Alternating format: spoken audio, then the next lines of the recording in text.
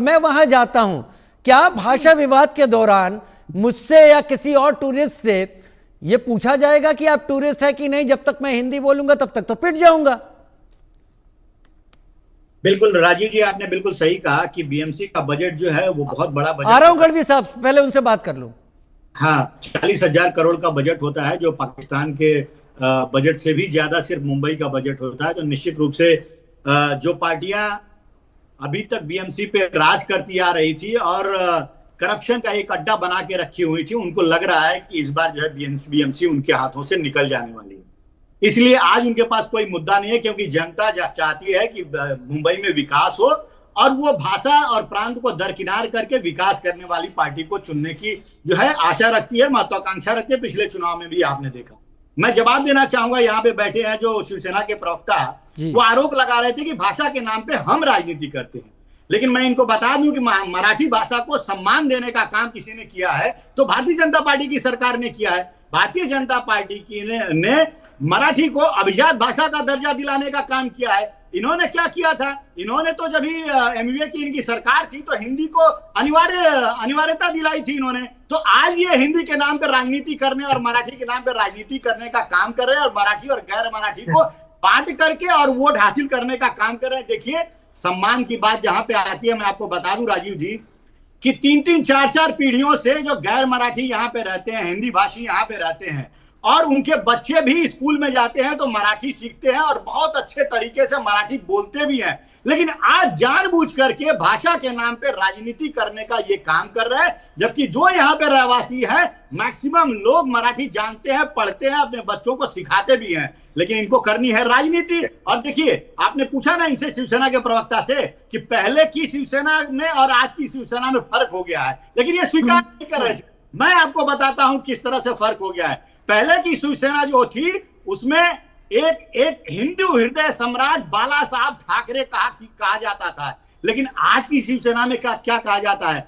आज की शिवसेना में जनाब बाला साहब ठाकरे कहा जाता है। तो ये अंतर हो गया शिवसेना में। और दूसरी चीज, सबसे महत्वपूर्ण बात मैं कहना चाहूंगा, एक उत्तर भारतीय होने के नाते और हिंदी भाषी होने के नाते हम मराठी भाषा का बहुत सम्मान करते हैं और मराठी भाषा भी है। ठीक है। अच्छा, इससे पहले कि मैं गढ़वी साहब का रुख करूं, आपका हिंदुत्व और उनका हिंदुत्व अलग कैसे है? वो कह रहे हैं हम हिंदुत्व के ही साथ हैं और हम मराठी के साथ हैं, तो आपका हिंदुत्व क्या है फिर?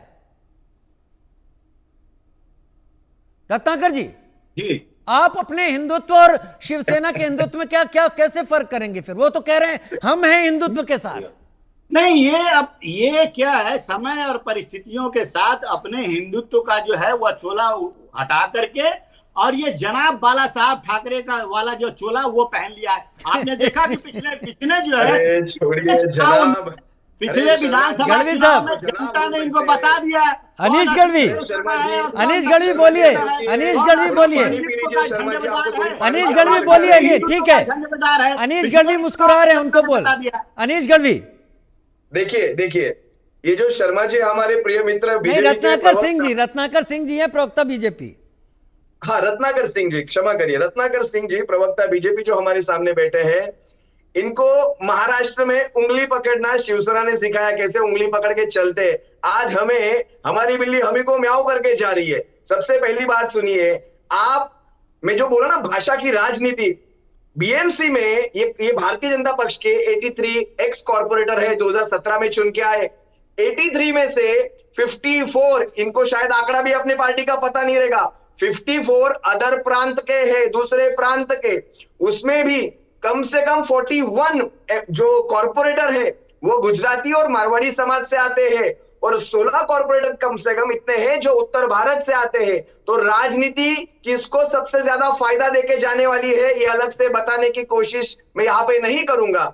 दूसरी बात, जिनको बीएमसी का बजट तक पता नहीं, जो 40,000 करोड़ यहाँ पे बोल के गए, वो हमें बीएमसी के बारे में सलाह मशवरा देंगे कि ये बीएमसी ऐसी, बीएमसी वैसी। जरा आपको मैं होमवर्क देता हूँ, बीएमसी का बजट देखिए और अभी का जो प्रशासक बैठा है उसमें बीएमसी कितना आगे, मतलब क्या लेके चल रही है अपने बजट को, वो भी जरा अपना होमवर्क कर लीजिए। 40,000 करोड़ से थोड़ा बाहर आ जाइए। अभी रही बात मराठी के सम्मान की, ये इन्होंने बोला कि हम मराठी का सम्मान करते हैं। आप हम पे कोई उपकार नहीं करते हैं। सबसे पहली बात। और हम जाके किसी के साथ मारपीट नहीं करते। महाराष्ट्र का और मराठी मानुस का जो नाम पूरे देश में आप गलत फैला रहे, वो गलत ना जाए, इसलिए मैं यहाँ पे एक बात को साफ साफ रखना चाहता हूं।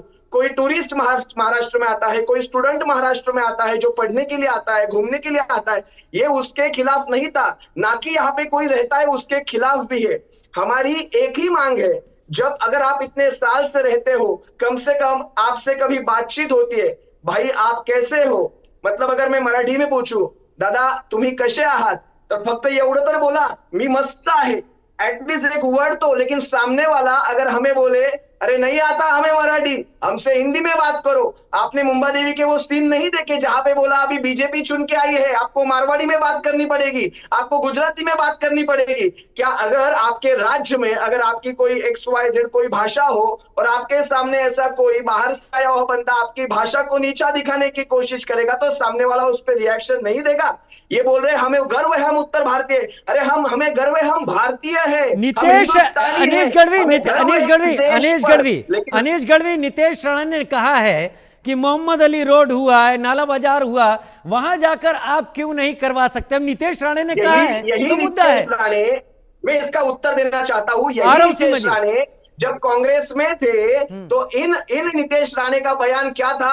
मुस्लिमों को 5% आरक्षण चाहिए, मुस्लिमों के खिलाफ कोई बात करेगा तो हम इनके पुराने बयान देख लीजिए, यूट्यूब पे अवेलेबल है, इनके ट्वीट देख लीजिए। सीमा जी जवाब दीजिए। सीमा जी, क्या ये वाकई शुद्ध राजनीति? अभी आज जो बीजेपी के प्रवक्ता हैं वो ये बोल रहे हैं कि ये राजनीति हम लोगों ने फैलाई है, तो फ्रैंकली ये सब इशू किसने शुरू किया है ये सब जानते हैं ना। तो एक आपने एक GR निकाल दिया, suddenly you came with a GR कि हाँ मतलब आपको हिंदी भाषा भी पढ़नी है उन छोटे छोटे बच्चों के लिए, उनके बारे में आपने कुछ नहीं सोचा, ना आपने किसी को कंसल्ट किया, ना कुछ किया। एंड उसके बाद चलिए आपने GR मतलब हमारे विरोध के बाद, अपोजिशन के विरोध के बाद आपने वापस ले लिया।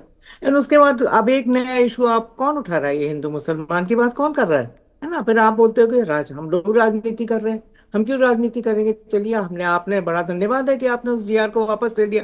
हमारे जो छोटे छोटे बच्चे थे वो 3 भाषाएं पढ़ने के लिए, मेरे ख्याल से मैं तो आपको प्रोफेशनली बात करूंगी, शायद उनके दिमाग पे बहुत प्रेशर आता है, चाइल्ड साइकोलॉजी मतलब से किसी से भी कंसल्ट